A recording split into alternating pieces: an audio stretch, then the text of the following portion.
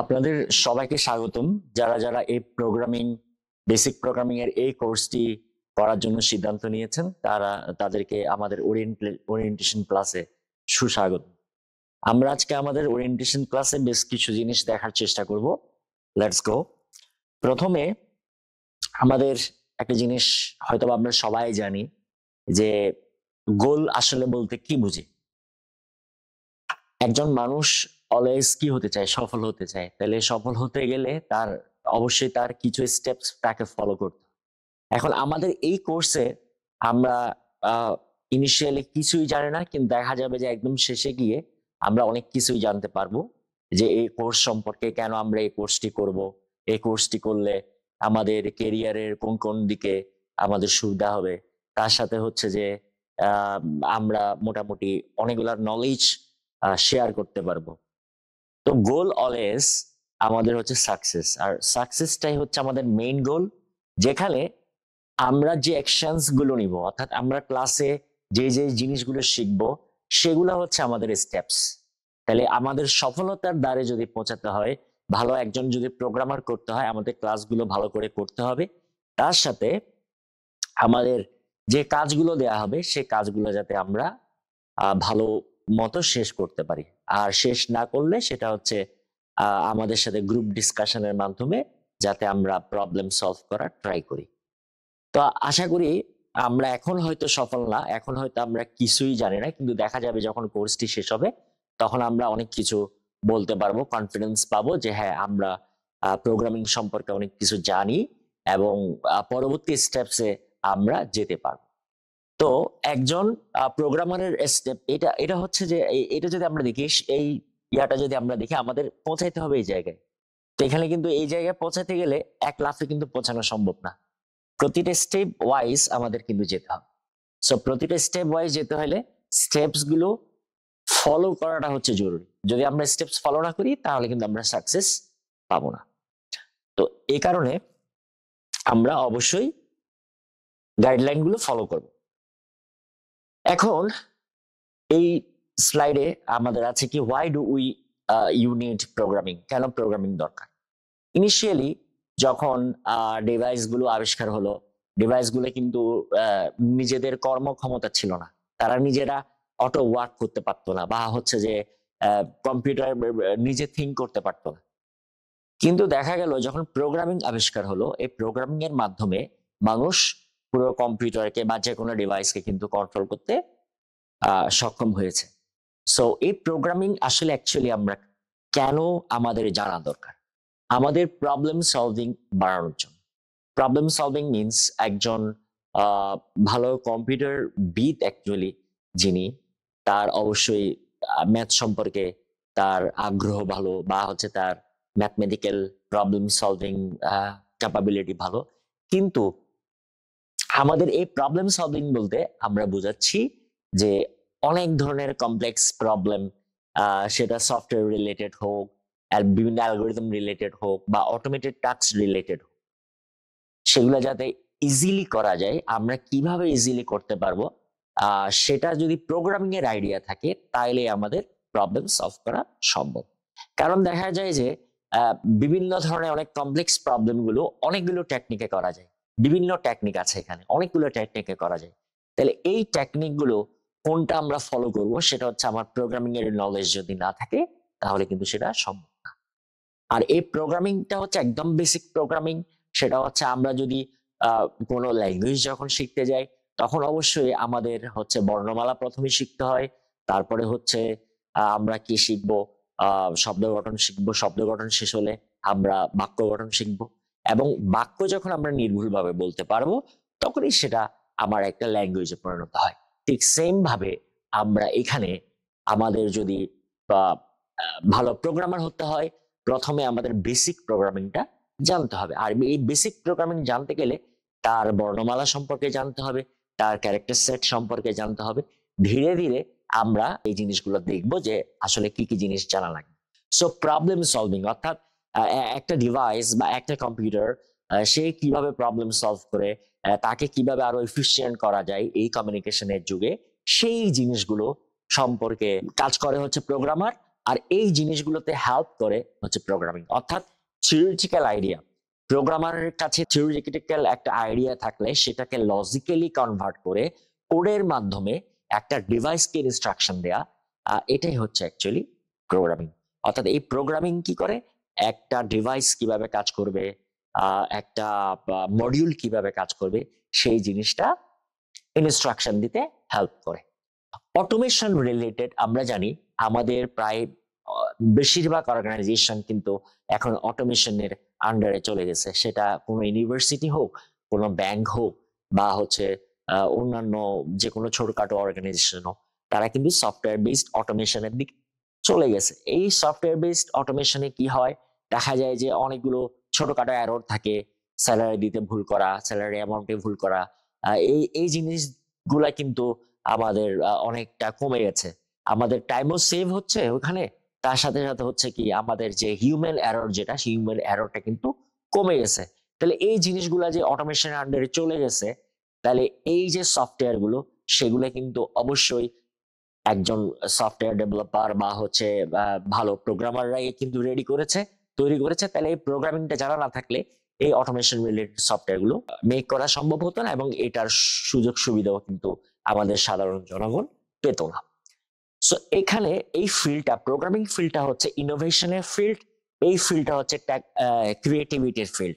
কিরকম, সেটা হচ্ছে আমরা অনেক ধরনের গেমস খেলি, অনেক ধরনের অ্যাপস খেলি, এবং অনেক ধরনের নিউ নিউ প্রোডাক্ট কিন্তু আমরা কিন্তু ইউজ করি। তাহলে এই যে টেকনোলজির এই যে টুলস গুলো, এই যে মিডিয়া প্ল্যাটফর্ম গুলো, বিভিন্ন ধরনের অ্যাপস গুলো, গেমস গুলো, এগুলো কিন্তু অবশ্যই যারা তৈরি করেছে তাদের কিন্তু প্রোগ্রামিং নলেজটা ছিল। সো প্রোগ্রামিং নলেজ না থাকলে দ্যাট ওয়াজ কোয়াইট ইম্পসিবল যে হচ্ছে এই ধরনের অ্যাপস গুলো তৈরি করা। So this is the field of programming, is the field of innovation এবং হচ্ছে ক্রিয়েটিভ। সো আমরা আরো কিছু জিনিস দেখি যে এখানে আসলে জব অপরচুনিটিস হচ্ছে বিভিন্ন ইন্ডাস্ট্রিতে, বলি আমাদের হেলথ কেয়ার, ফিন্যান্সে, এন্টারটেইনমেন্ট ফিল্ডে, প্রায় সব ধরনের ইয়াতে হচ্ছে আমাদের জব অপরচুনিটি ভালো। For example software development, data science, cyber security, artificial ইন্টেলিজেন্সি, এই সব কিছুতেই এই ধরনের ফিল্ডগুলোতে কিন্তু প্রোগ্রামিং এক্সপার্টিজ এর দরকার হয়।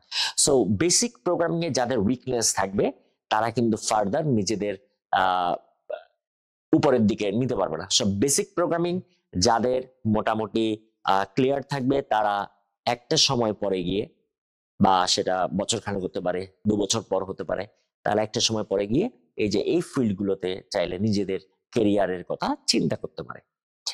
সো বেসিক প্রোগ্রামিংটা কিন্তু এই সব ধরনের ফিল্ডে কিন্তু ম্যান্ডেটরি লাগবেই। বেসিক প্রোগ্রামিং এ কিন্তু কোনো উইকনেস থাকা যাবে না। সো এখনই সময় যে কিভাবে এই উইকনেস গুলো আসলে রিকভার করা যায়, আমরা ওই কারণেই আসলে এই কোর্সটা নিয়ে এসেছি। এখানে দেখেন আমাদের, অর্থাৎ যে কোনো মানুষের একটা নিজস্বতা আছে, যে আপনি কেন অন্য মানুষের থেকে ডিফারেন্ট, এটা কিন্তু আপনাকে নিজেকে আগে বুঝতে হবে। সো এই জিনিসটা বোঝাটা কিন্তু জরুরি, এবং কম্পিউটার সায়েন্সে যারা হচ্ছে কম্পিউটার সায়েন্টিস্ট, তাদের কিন্তু এই জিনিসটা থাকাটা একদম ম্যান্ডেটরি। এম্পাওয়ারমেন্ট অ্যান্ড ইন্ডিপেন্ডেন্স, অর্থাৎ একটা প্রোগ্রাম কিভাবে লিখতে হয়, একটা সফটওয়্যার কিভাবে ডেভেলপ হয়, এই জিনিসগুলো যদি আপনি জানেন, তাইলে এই জিনিসগুলো অবভিয়াসলি অন্যদের থেকে আপনাকে ডিফারেন্ট করে তুলবে। এটা হচ্ছে নর্মাল কথা। তাইলে সেক্ষেত্রে আপনি চাইলে তখন নিজে নিজে কি করতে পারবেন, নিজের একটা পার্সোনাল ওয়েবসাইট তৈরি করতে পারবেন, মোবাইল অ্যাপ তৈরি করতে পারবেন, ঠিক আছে? যে কোনো ধরনের টুলস যেটা আপনার দরকার কম্পিউটার রিলেটেড, সেটা কিন্তু আপনি তৈরি করতে পারবেন আপনার নিজের প্রয়োজন। এমনকি সেটা দিয়ে আপনি মার্কেটিং করতে পারেন, সেটা দিয়ে আপনি আপনার প্রোডাক্টটা দিয়ে আপনি স্বাবলম্বী হতে পারেন। এটাও কিন্তু হতে পারে। এই ফিল্ডটা কিন্তু মোটামুটি সবার জন্যই ওপেন, কিন্তু প্রোগ্রামিং জানাটা কিন্তু mandatory. So data understanding and analysis, আমরা যদি ডাটা আন্ডারস্ট্যান্ডিং আর অ্যানালাইসিস এই জিনিসটা সম্পর্কে যদি আমরা দেখি, যে অনেক ধরনের ফিল্ড আছে, যে ফিল্ড গুলোতে হচ্ছে অ্যানালাইজ, ভিজুয়ালাইজ এবং ডাটা ইন্টারপ্রিটিং এর মাধ্যমে আমাদের ডিসিশন ইনফর্ম করতে হয়। সো এই ধরনের ফিল্ডগুলো মেশিন লার্নিং এ সাধারণত আমাদের দরকার হয়। সো এই ধরনের ফিল্ডগুলোতে দেখা যায় যে আমার প্রোগ্রামিংটা নেসেসারি। শুধুমাত্র যে আসলে কম্পিউটার সায়েন্সেই প্রোগ্রামিংটা ইন্টার রিলেটেড তা না, এটা কিন্তু বায়োলজিতে ইউজ হচ্ছে, জিনোমিক স্টাডিজ এর জন্য, ফিজিক্সে সিমুলেশনস এর জন্য, ফিন্যান্সে অ্যালগোরিদম ট্রেডিং এর জন্য, এমনকি আর্টেও জেনারেটিভ আর্ট এর ক্ষেত্রেও আমাদের প্রোগ্রামিংটা দরকার হয়। ঠিক সেম ভাবে আমরা যদি দেখি যে আমাদের এই ডিজিটাল ওয়ার্ল্ডে যদি টিকে থাকতে হয়, এই ডিজিটাল ওয়ার্ল্ডের কোনটা কিভাবে কাজ করছে সেটা যদি বুঝতে হয়, তাহলে অবশ্যই আমাদের এই ফান্ডামেন্টাল স্কিল প্রোগ্রামিংটা জানাটা জরুরি। আর এই প্রোগ্রামিংটা যখন আপনি জানবেন, তখন আপনি সফটওয়্যার তৈরি করতে পারবেন, বিভিন্ন ধরনের প্রসেস অটোমেট করতে পারবেন। এই জিনিসগুলা মাধ্যমে আপনার যদি নিজস্ব কোনো অর্গানাইজেশন থাকে বা কোনো অর্গানাইজেশন যদি আপনার হেল্প নেয়, আপনি কিন্তু তাদের প্রোডাক্টিভিটি বাড়াতে পারবেন আলটিমেটলি। আর এটা কিন্তু আমাদের কি বাড়ায়, এটা হচ্ছে আমাদের গ্লোবাল কানেক্টিভিটি বাড়ায়। আমাদের ডিজিটাল যুগ যতই হচ্ছে যে সামনের দিকে যাচ্ছে, আমরা বুঝতে পারছি যে কম্পিউটার সায়েন্স বা ওই রিলেটেড ফিল্ড যেগুলো আছে সেগুলো কিন্তু একটা সময় পরে এ রাজত্ব করবে এবং হিউম্যানকে হচ্ছে মোটামুটি অনেকটা রিল্যাক্স করে দেবে। আমরা গ্লোবাল কানেক্টিভিটির কথাতে যদি আসি, বিভিন্ন ধরনের সোশ্যাল মিডিয়া প্ল্যাটফর্ম আমরা ইউজ করি, সেটা হচ্ছে বা ধরেন ফেসবুক হতে পারে, টুইটার হতে পারে, বা বিভিন্ন ধরনের ই কমার্স সাইট, এডুকেশনাল বিভিন্ন ধরনের সাইট আছে, ওই সাইটগুলো বা হচ্ছে যে ই কমার্স ওয়েবসাইট যেগুলো আছে, সবগুলোই হচ্ছে যে আমাদের এই যে তৈরি হয়েছে, এগুলার পিছনের ব্যাকগ্রাউন্ডে অবশ্যই যারা তৈরি করেছে তাদের অবশ্যই কি ছিল, প্রোগ্রামিং নলেজটা ছিল। উইদাউট বেসিক প্রোগ্রামিং নলেজ তারা কিন্তু এগুলা ডেভেলপ করতে পারতো না। ওকে, তাহলে আমরা দেখলাম যে প্রোগ্রামিংটা আসলে কেন দরকার, কি কারণে দরকার। এখানে আমরা একটা চার্ট দেখানোর চেষ্টা করেছি যে দেখা যায় যে comparison based on salary between programming related fields of America and Bangladesh. So এখানে আমরা বিভিন্ন ফিল্ডের কথা বলেছি, সফটওয়্যার ইঞ্জিনিয়ার, বেসিক প্রোগ্রামিং আপনার নলেজটা কিন্তু লাগবেই, এবং তারপরে আপনার অ্যাডভান্স প্রোগ্রামিং শিখতে হবে। শেখার পরে আপনি যখন বিভিন্ন টুলস সম্পর্কে জানবেন, তখন দেখা যাবে আপনি ধীরে ধীরে এই যে কোনো একটা ফিল্ডের মধ্যে নিজের কেরিয়ার গড়তে পারবেন। ধরেন software engineer, web developer, data scientist, artificial intelligence or machine learning engineer, cyber security analyst, game developer, cloud engineer, blockchain developer, IoT developer, mobile app developer, UI UX developer, robotics engineer, DevOps engineer, freelancer, computer science lecture or researcher. So এইসব ফিল্ডে আমাদের কিন্তু এই salary structure পার এনাম কত তারা actually পায় সেটা কিন্তু দেয়া আছে।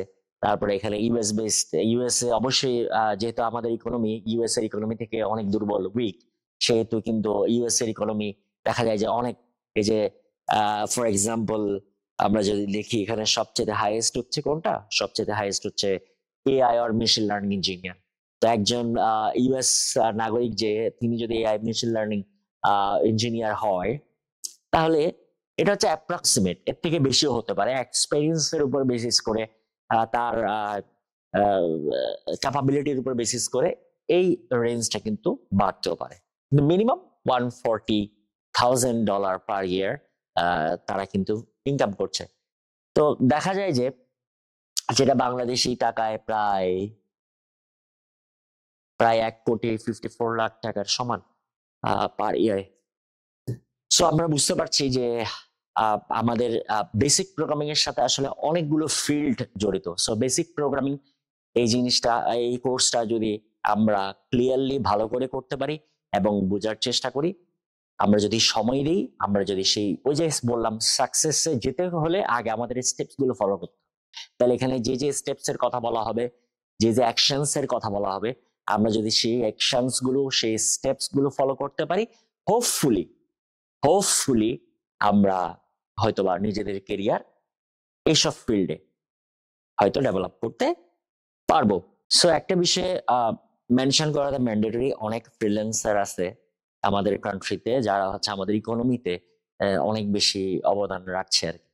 সো এই প্রোগ্রামিং রিলেটেড যদি আপনার নলেজ থাকে, সো ওই রিলেটেড ফিল্ডগুলোতে যদি আপনি ফ্রিল্যান্সিং করেন, তাহলে দেখা যায় যে মিনিমাম 40,000 থেকে মাসে 3 লাখ টাকা বা এর বেশিও আপনি আয় করতে পারেন।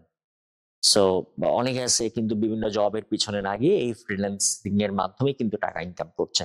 এরকম কিন্তু আহ একদম বলতে গেলে ভুরি ভুরি আছে আমাদের কান্ট্রিতে। সো আশা করি আপনারা বুঝতে পারছেন যে এই বেসিক প্রোগ্রামিং কোর্সটা আপনারা চুজ করে ভুল করেন।